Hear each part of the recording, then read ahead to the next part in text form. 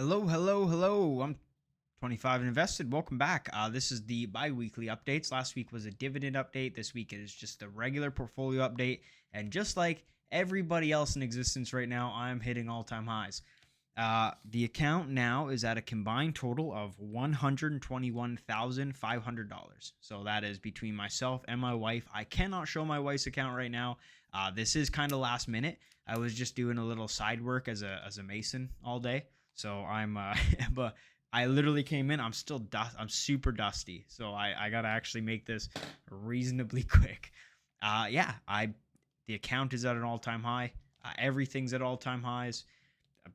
We've been loading up money. We've been putting more money aside into our RRSP. So right now we're saving. We're kind of splitting between refilling our emergency savings that we did use. So we did take emergency savings money out, and we did put it towards XEQT and filled up some accounts a few months ago. We are now replenishing that, bringing it back up to that 10,000 that it should be.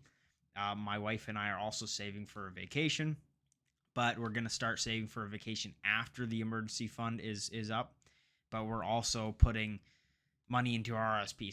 So money's going everywhere, but it's not leaving our pocket. It's still being saved. We're just putting it into different areas now. Our RSP is coming together. It's at $3,000. It is VEQT, which is just like XEQT. We're going to get into that. First of all, the total account on my side, not my wife's, so I can't show that, but her account is $73,000 right now, and it is doing very good. But we can't add to it because she's already paying into our RSP from her work. We've already maxed out her first home savings and her Tfsa for the year, so we're loading into my RSP now, which is good.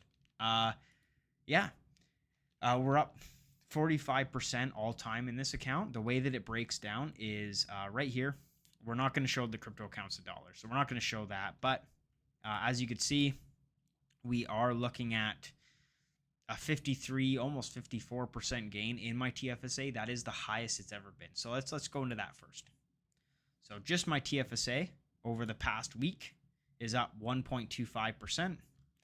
All year to date, actually, we'll go year to date. Year to date, I'm up 6.39, and all time this account is up for 53%, almost 54 again, $44,000 in the green. So we could see I put in 82,000 into this account. It is at 44,000. These are all the stock holdings. It is mostly XEQT. But I do own Alibaba, I do own Apple. BlackRock has been having a rough time. Brookfield has been having a great time. Mark Carney is the Canadian Prime Minister. I did own it well before then, but these things happen and they are tail events. No one's going to be able to predict that the old Brookfield manager is going to be the next Prime Minister. Nobody could have guessed that.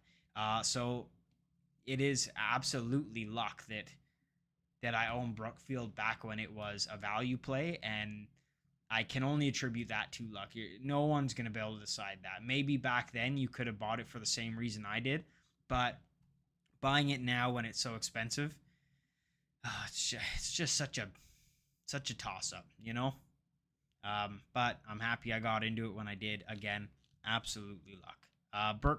Berkshire Hathaway, still 71%. Meta is still at 273%. It's been kind of sitting there for quite a while. Ulta Beauty's actually in the green now by 23%, which is that's pretty good. And even Dollar General's been having a good run. Even though I am in the negatives, it's been having a good run. Intel's probably the worst performing stock in the account as of now. And then XEQT is just sitting there doing its thing. I am still getting dividends from stocks that I don't own anymore. So you can see that I'm still getting Algonquin, Nexus, Reed, Stream Industrial. I'm still getting those dividends. I don't own those stocks, but it is funny that I will see those dividends. MO, still giving me dividends. Again, another stock that I have sold. And non-resident tax, I am getting taxed on my my US stocks. So from here, we're going to go to another boring account, which is the First Home Savings. This is all XEQT. This one has been doing very good all time. I put in 16,000. It's at 18,000, so I'm up $2,277, 14%. It's been a good year. It's been a very good year. Moving on, that's all XEQT.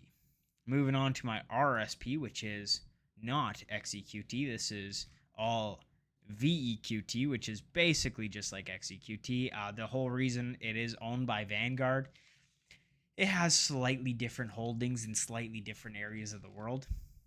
We're not exactly looking to change the whole world by adding this to my portfolio, but it is good to add, I guess, more diversity on top of diversity. Again, this is going to make such a small difference in the portfolio. I could have made this XEQT and just kept the same. Me and my wife were kind of talking about it. We just decided, to add a level of complexity to something that's already very incomplex. It just didn't seem like a poor decision.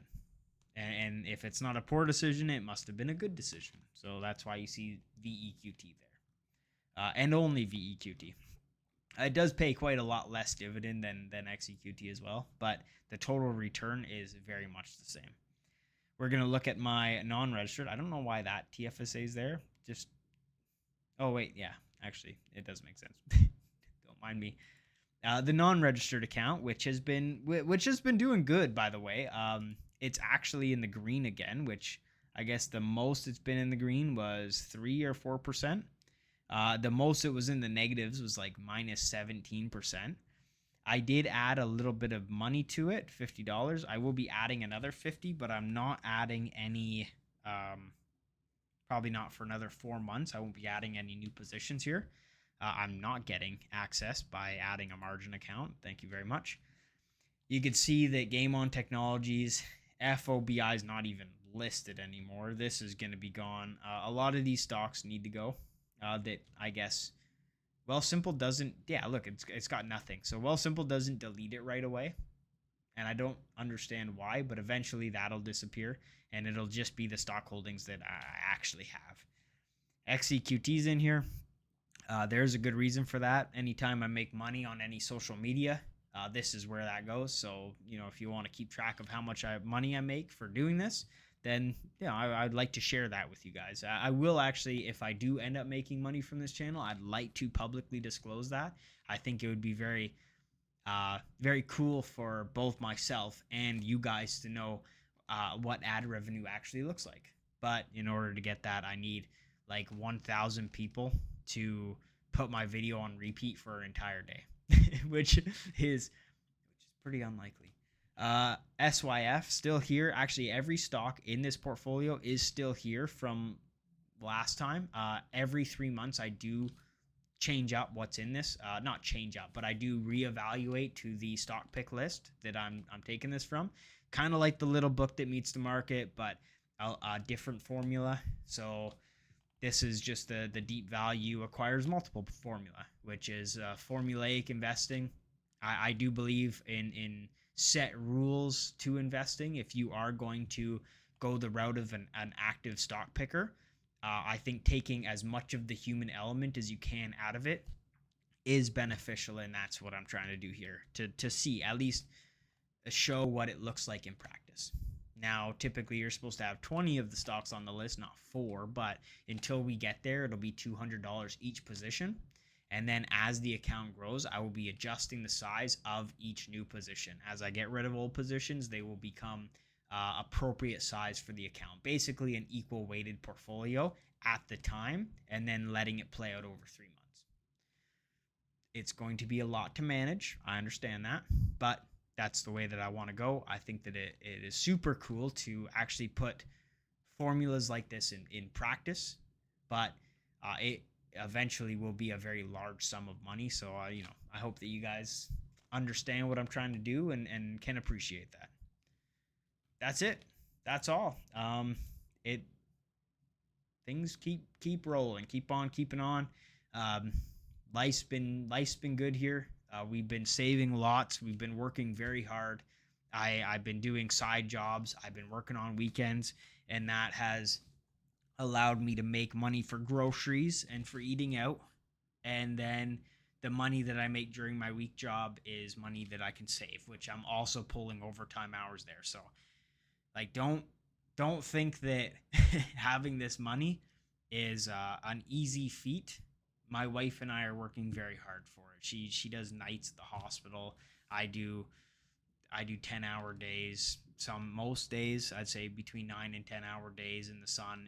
It is hard fought money, but things have been going so well, and I'd love to see what this is going to look like in 20 years. I will love to see it. I can't fast forward till then. I just have to sit here and let it play out. Anyways, thanks everybody. I'll talk to you next time. And if you sat through the whole video, hey Sep, how you doing? Hey Jason, hey everybody who's been sticking around. I think Life in Colors one of everybody who's been supporting the channel. I appreciate it. I appreciate everything. Bye now.